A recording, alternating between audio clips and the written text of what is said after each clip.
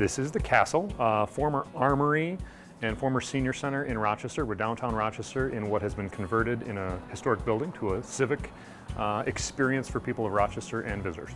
I'm Nora Anderson. I'm the Executive Director of Threshold Arts here at the Castle, and we oversee all of the artist programs and community activation of the building. I'm Scott Haas, one of the owners of the Castle and also owner of Collective Books and Records. When you walk into the Castle, you've got a choice to go up or down the stairs. Downstairs will take you into Cameo restaurant, so a locally owned new restaurant concept here in Rochester, and serving lunch and dinner 7 days a week, brunch on Sundays.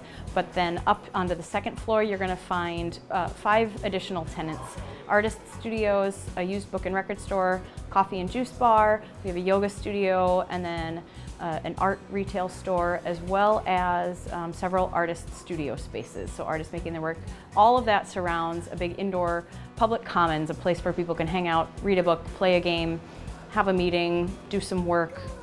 Really, sky's the limit, and we invite people to come in and spend their time here. And we have a third floor for events, an art gallery, and a community studio for people to book and have meetings.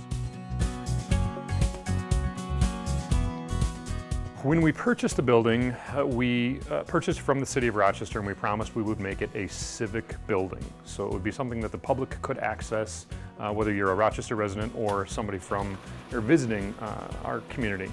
So we really want it to be an open place where people can come, spend a few hours, have a good time, and maybe see or learn something they haven't experienced before.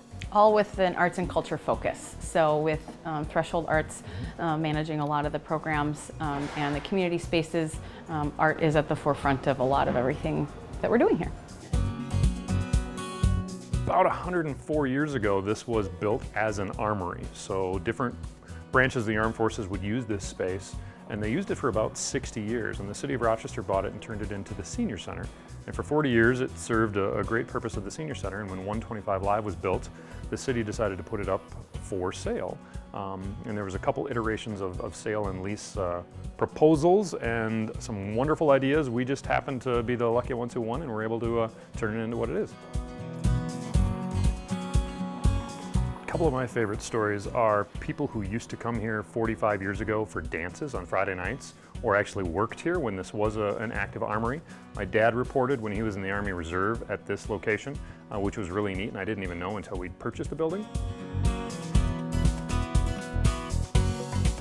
It's fun to see people enjoying our space. It's really fun to see them enjoying it the way we expected. It's even more fun to see them enjoying it in a way we had not expected, or different uses that we would have never dreamt up. So it's really people coming into this building, and they have that jaw drop or the eyes wide open moment, and they start exploring, and we tell them to explore the space and enjoy and have them linger, and they tell their friends, and it's a really interesting place to explore and enjoy. I think seeing people come in here with their ideas and feel like it's their home, to say, you know, in the same breath, this doesn't feel like Rochester, but I really feel at home here, is something that is unique, and I think that we're hoping for is to create something new, but that people feel like it is theirs. It's not ours.